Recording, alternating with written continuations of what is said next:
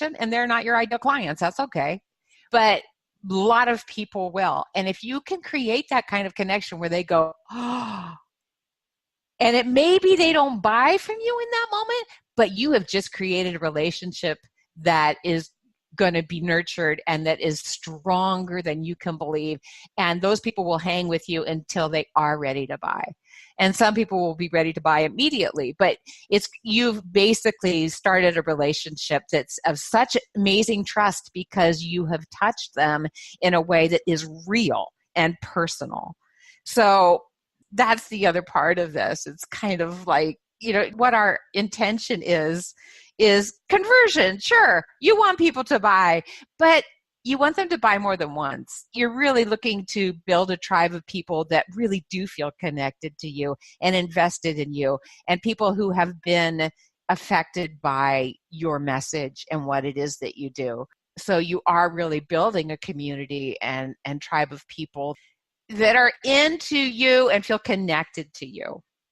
And let's face it, when you can get them to get the clients and get their products out there, then it makes them want to stick with you. And I can easily see how you would do that.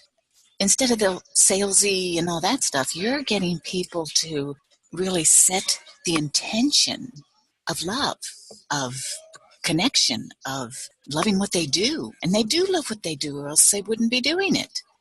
Yeah, I think we just don't realize that we get to express that in our marketing. To a certain degree, it's kind of just permission to get excited and express our excitement and love and our belief in what it is that we do. Mostly what people want permission. When I teach this work, most people just go, really? Kind of like, I can do this? And it liberates them from all the things they think they should be doing when it comes to writing copies. And I'll say, this is so easy. When I just sit down and write a letter like this and I follow, this basic, formula for doing it, it's fun, it's easy, and it just comes out of me. And it often comes out of them in their own voice, which is another thing people always want, right? Is to be able to write and communicate in a voice that's unique to them so their copy doesn't sound like everyone else's. Well, that just happens when you write from this intention and you write with that energy. The energy behind the words is definitely palpable.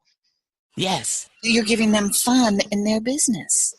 When they get up in the morning and they want to do it because it's fun. Yeah, especially around a topic that, most people don't think is fun, which is writing. I think writing is fun, but there's a lot of entrepreneurs that know they need to do it. And they say, oh, I hate it, or it's hard, or I'm no good at it. We have all of these blocks around it.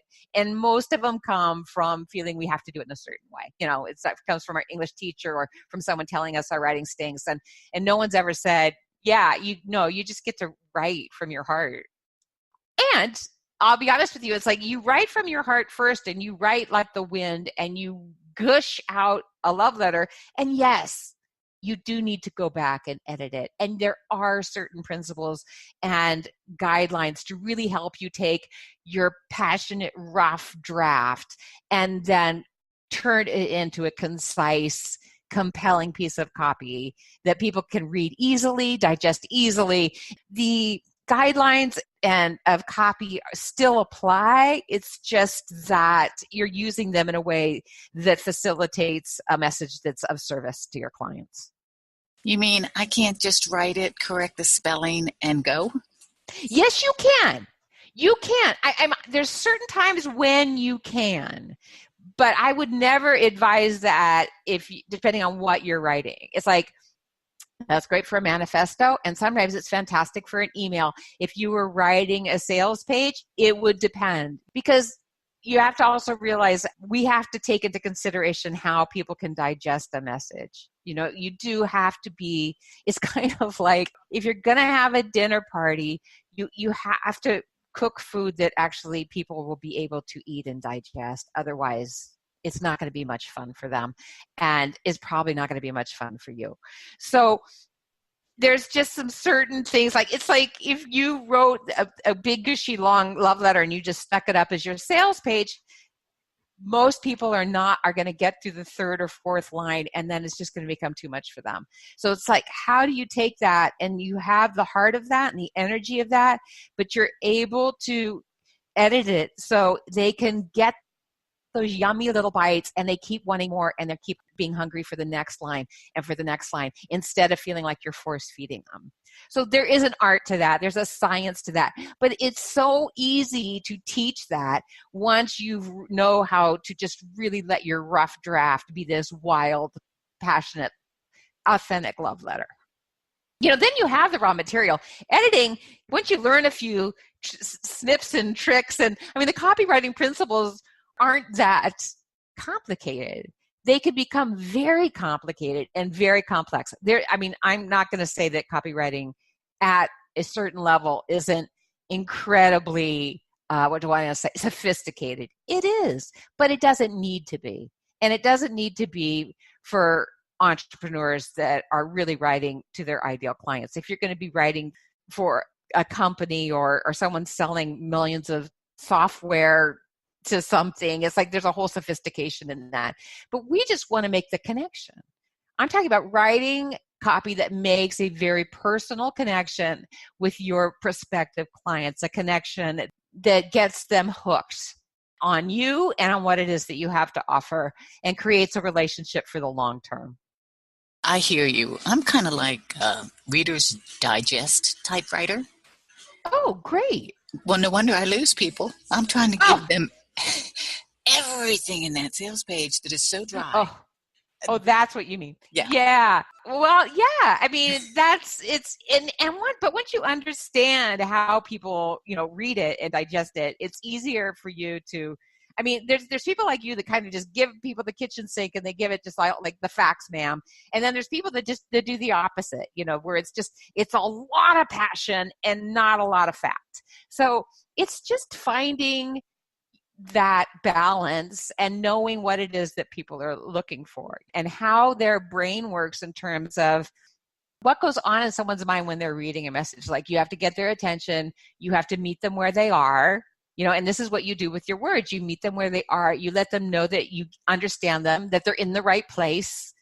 And this is just common sense, really. Okay, now I'm hooked. I know I'm in the right place. I'm reading your message.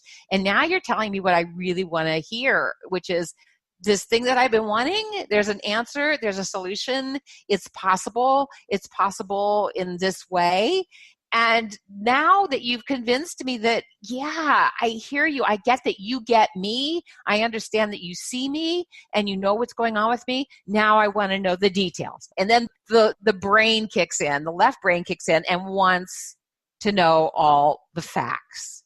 And then it needs to be reassured. And then, so there is this psychology, but it's a psychology of kindness, and it's a psychology of compassion, and it's a psychology of meeting people where they are and trusting their ability to know what it is they want as opposed to telling them what it is that they want. It's like letting them know that you see them, that you're with them, you're standing shoulder to shoulder with them, that you care about them. And it just so happens that you have had the experience and you know what it is that's really helped you and others, and you want to give that to them.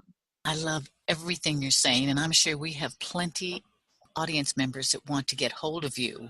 So, you really do have me captivated. Do you have something you want to share with the audience? I think a great place to start is an ebook that I wrote called 12 Tweaks to Quickly Transform Your Message from Dull to Dazzling. These 12 tweaks really will give you the basic guidelines for writing any kind of copy, and you're going to get a lot of what I was talking about here, but how to apply it in a practical way. So, you and I have been talking about this. It sounds great. We're talking about energy and love and service. How do you do that in a practical way? Well, how do I do that now that I have to write this email, or I have to take the sales page that I wrote and try to change it so it actually gets some results? This is the ebook that will help you do that.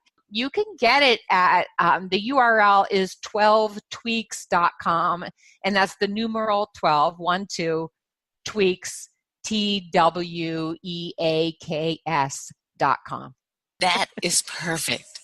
Good, great. I want to thank everybody for being here. Thank you so, so much for your time, Nancy. You have been wonderful. Thank you, and thank you, everybody, for being here. Thank you, Elizabeth. It's been really, really fun. I've enjoyed it a lot.